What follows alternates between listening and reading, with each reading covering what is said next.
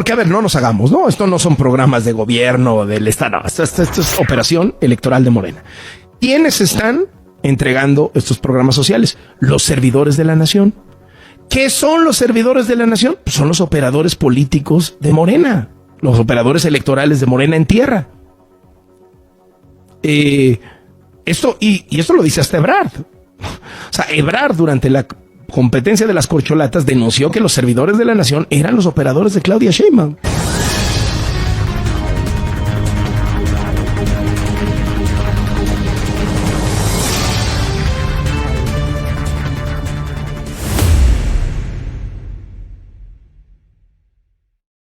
¿De qué sí se trató la mañanera de hoy? De un larguísimo recuento de los programas sociales de López Obrador. Fueron hablando todos y cada uno de los encargados de los programas sociales, los adultos mayores, personas con discapacidad, madres trabajadoras, las becas de educación básica, las becas de educación media superior, las becas de educación superior, jóvenes construyendo el futuro, los campesinos, los agricultores, la producción para el bienestar más a los agricultores, bien pesca que le llaman, bueno, vivienda, internet, créditos financieros. Estamos hablando de, pues, si no me equivoco, habían dicho que eran como 800,000 millones de pesos.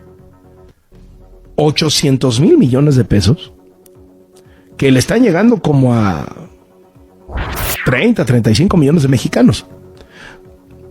Algunos de ellos no votan, no sé, por ejemplo, los niños de las becas, ¿no? Los más chicos, pues esos no votan, ¿no?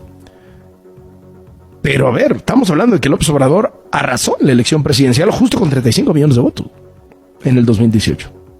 La gran pregunta es, porque, a ver, no nos hagamos, ¿no? Esto no son programas de gobierno del Estado. No, esto es operación electoral de Morena.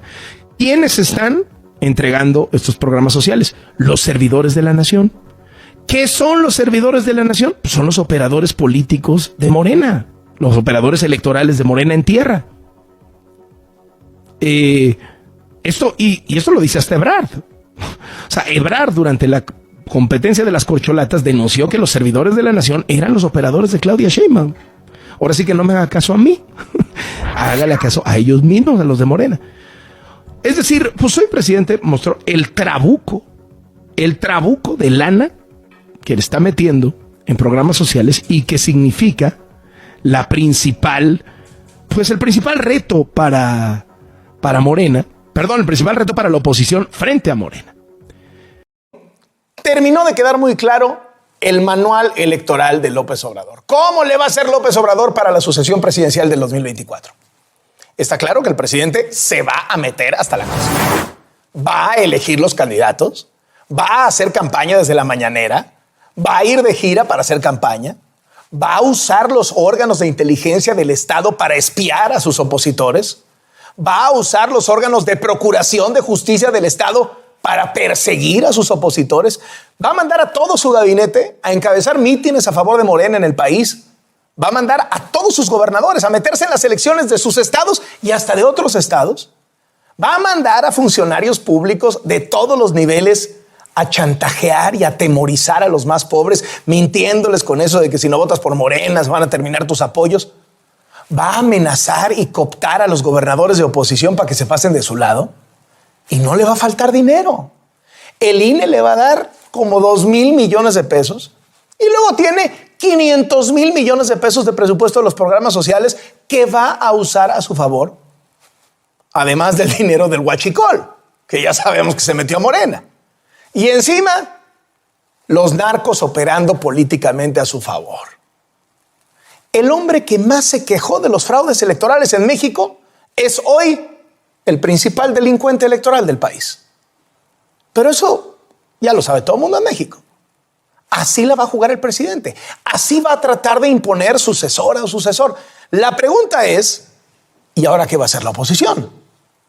Vamos a desmenuzar el manual del juego sucio del presidente. Para empezar, el abuso de los programas sociales. Es la principal estrategia de Morena para ganar votos.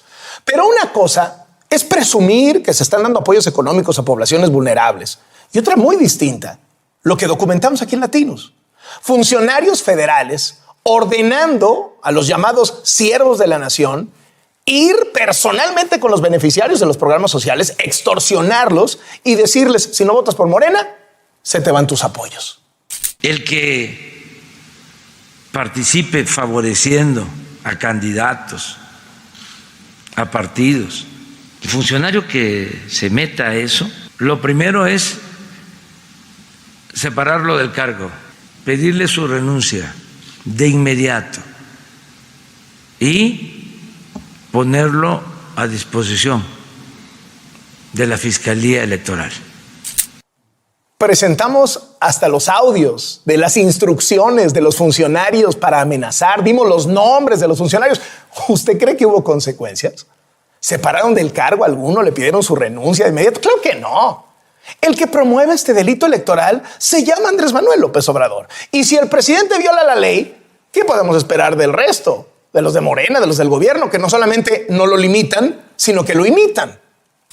Y encima, los gobernadores de oposición, muertos de miedo de que les abran expedientes de corrupción, se tiran a los brazos del presidente que les ofrece impunidad y embajada a cambio de traicionar a sus partidos.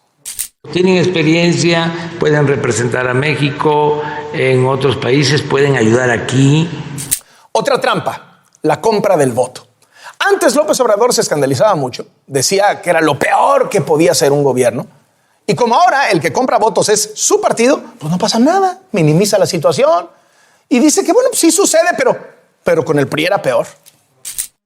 No dudo de que hayan repartido despensas y dinero, pero nada que ver con lo que había. El crimen organizado también está en el manual del juego sucio de López Obrador. Juego sangriento, el del crimen organizado. En este sexenio, los capos del narco han estrenado una faceta de su actividad. Ahora son operadores políticos de Morena. Ponen o matan candidatos, secuestran opositores, levantan representantes de casillas rivales el mero día de las elecciones, siembran miedo entre los ciudadanos para que la gente no salga a votar donde no les conviene. Sí hubieron estos llamados levantones, estas arbitrariedades a las que hice mención, órdenes de aprehensión, detenciones, pero no pasó a mayores. ¿Qué le parece?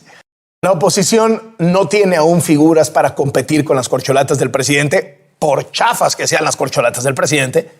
La oposición no logra capitalizar tantos errores del gobierno.